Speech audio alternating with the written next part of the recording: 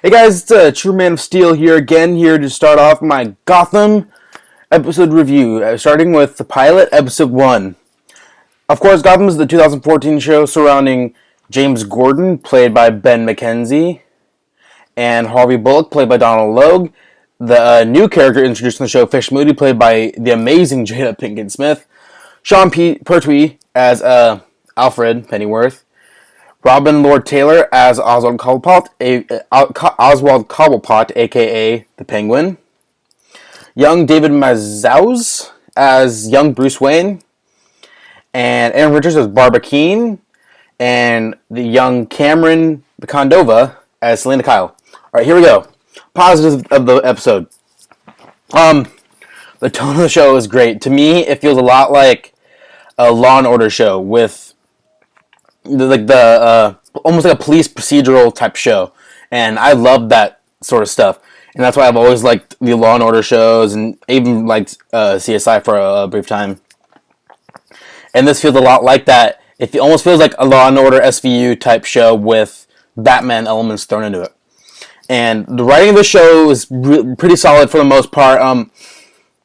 I liked a lot of the dialogue, and the chemistry between Harvey Bullock and Jim Gordon, really, really good. It definitely sets the tone for the rest of the show.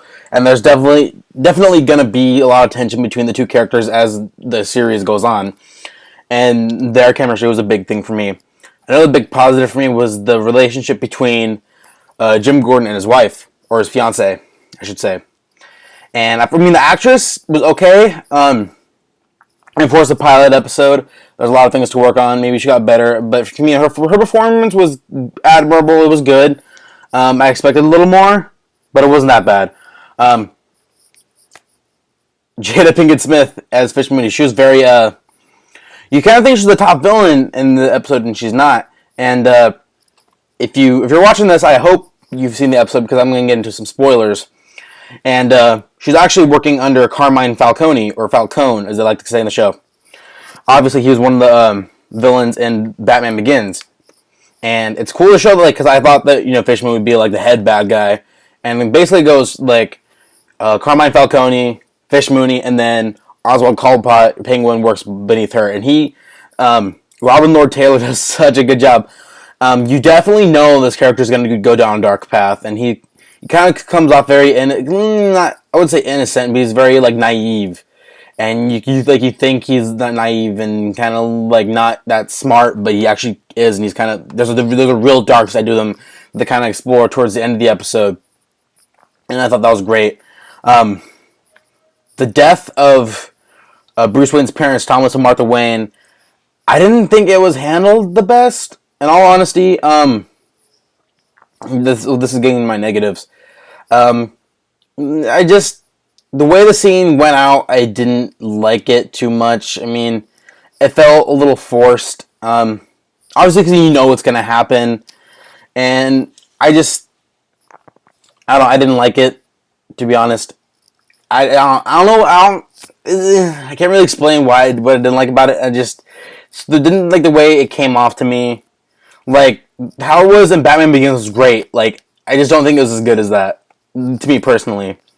Well, going back to the positives, young Bruce Wayne, the young actor they have to play does a really good job playing Bruce Wayne at probably the most vulnerable point in his life right now.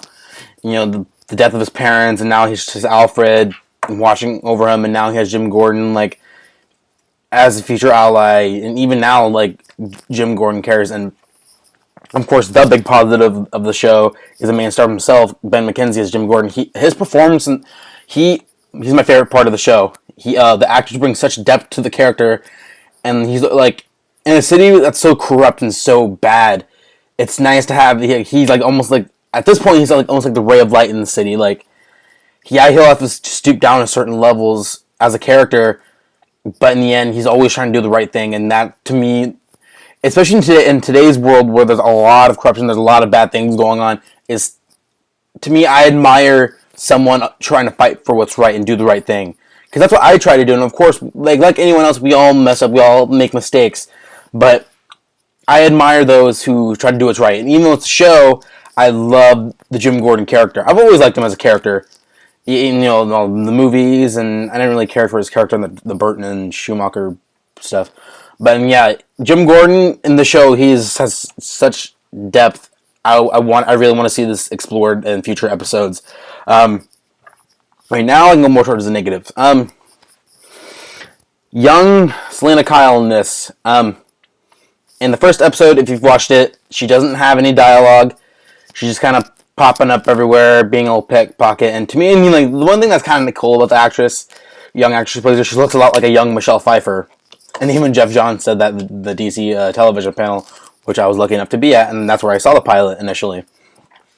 And the show introduces Catwoman in a way, it's just like she's supposed to be Catwoman. They're kind of like hammering it at you, and I'm just like, I hope they do more with the character. I mean, I just feel like she's there because they want to use her, not because the story necessarily needs her.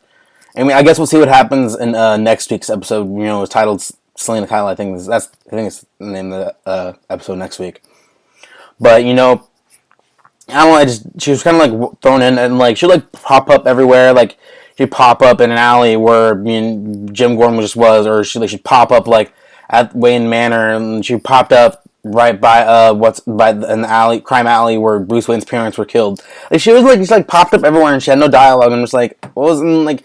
I guess if she popped up once like at the Wayne murder and then once in the end, that'd make a little more sense. But then I don't know. I didn't like the way they introduced that character, and I hope they take better care of that character moving forward. Not much else to say when it comes to the negatives. One thing I was really worried about going into the show was the fact that like the previews made it seem like they're just hammering in all the Batman villains. And as cool as it is to see, like young Edward Nygma and young Poison Ivy. I don't know why they changed their name to Ivy Pepper, and that was weird. And like, I mean, with Nygma and with Poison Ivy, they didn't like hammer it in like they did with Catwoman. Like those are like they introduced them. It's like here they are. We'll probably see them eventually. There. And I like that. Nygma was actually kind of cool. I like the way they introduced him. Like he's working with the cops. He's kind of like, he has a little booklet and he has like all the question marks everywhere. So that was kind of cool. Other than that, not much else. When it comes to negatives, I liked. The line is going back more towards positive. I liked the episode overall. If for a first episode, I give it. You know what? I give it an 8.5 out of 10. It was great. I love the dialogue between Jim and everyone. Ben McKenzie is great for young Jim Gordon. He brings such depth to the character. And to me, I was so worried about this show because there's so much that could go wrong. And to me, I was really worried with especially with all the Batman villains they're like tossed in there. Catwoman the way they introduced her, I didn't like it all that much. I mean, like, I really, really, really hope, starting with next week's episode, the character gets better. I wish they used Alfred a little more. He was just kind of there to get Bruce, and then there at the mansion, wasn't there a whole lot. Because, of course, the show isn't about Bruce Wayne, necessarily. It's about Jim Gordon and his relationship with young Bruce Wayne, and him just trying to make Gotham, a cleaner place at this really bad point in Gotham's history, before Batman even shows up. Again, great episode, overall great cast. Donald Logue, Jada Pinkett Smith, Robin Lord Taylor, they're all great. I can't wait to see next week's episode. I can't wait for this show. Yeah, I guess the first episode has its problems. Like any pilot episode, it's going to have its problems. But I'm going to love watching the show moving forward.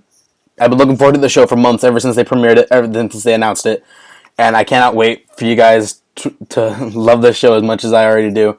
And it was so cool seeing it, the DC television panel, seeing all the cast, and that was such a fun experience for me. And I cannot recommend the show enough. Go out, support this show.